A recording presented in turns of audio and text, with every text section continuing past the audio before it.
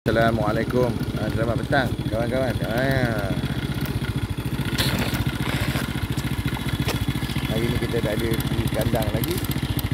Sekarang ni 5 minit pukul 7. Baru sampai kat sini. Kat situ kita tak sampai lagi. Yang anak tu 3 ekor tu tak balik lagi. Yang ni anak yang sini pun tak balik lagi. Gangguan. Dalam masa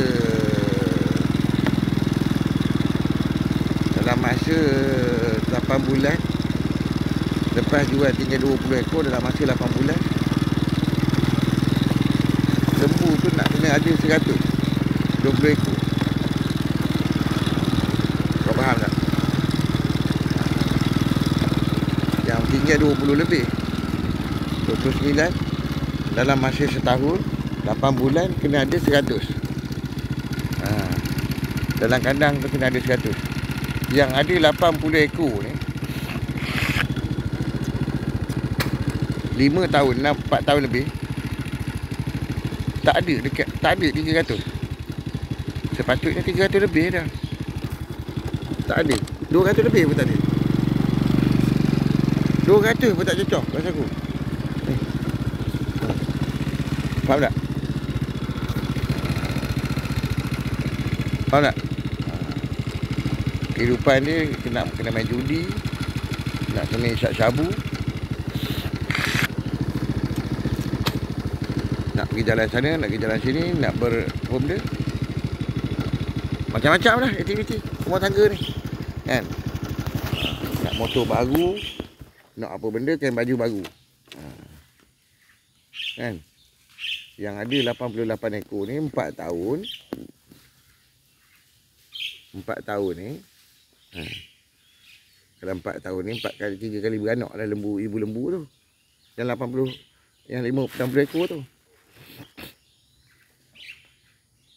Maknanya ada 180 kan. Tambah 80 dah jadi 200 lebih kan. Satu 5 tahun tu pula dekat 300 lebih lah. Masalahnya tak ada. Dia kena pantak.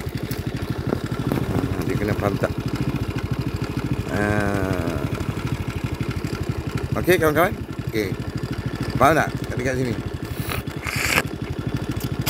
28 jual pada 40, jual 28 dalam masa 8 bulan. Nak kena ada dekat 60. Dia nak kena jual dalam masa raya, dekat nak raya haji, nak kena jual. Nak kena jual 40 pula, 50 ekor pula. Faham tak? Yang kawan tu modalkan kandang, curi, buat sembang. Orang tua Pak Mat tu sembang kat sembang kedai kopi gini, dia cerita pasal gitu, dia cerita pasal kita, habis licin. Kita jalan habis dengan bok ni.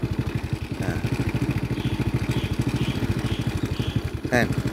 Kejadian ni sebelum pada tu ke rompok dekat Muazzam Shah tu. Kan, rompok lembu tu dekat Muazzam Shah tu. Kan? Dengan dekat ni, Tapoh. Dekat Kuala Kangsar belum lagi kawan-kawan, belum lagi.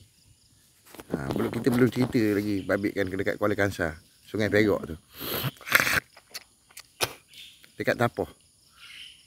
RNR Tapoh, insya-Allah, mudah-mudahan. Dekat Bukit Kayu Hitam pun belum kita cerita lagi dekat sini. Pun tak ada. Kesudahan dia pakcik tu kata jangan beli dah Mi. Jangan beli dah. Aku tahu kau ada duit, kau jangan beli. Itu je lah untuk hari ni. Untuk video kali ni. Okey, pantap. Hari ni, kejadian hari ni kena serang.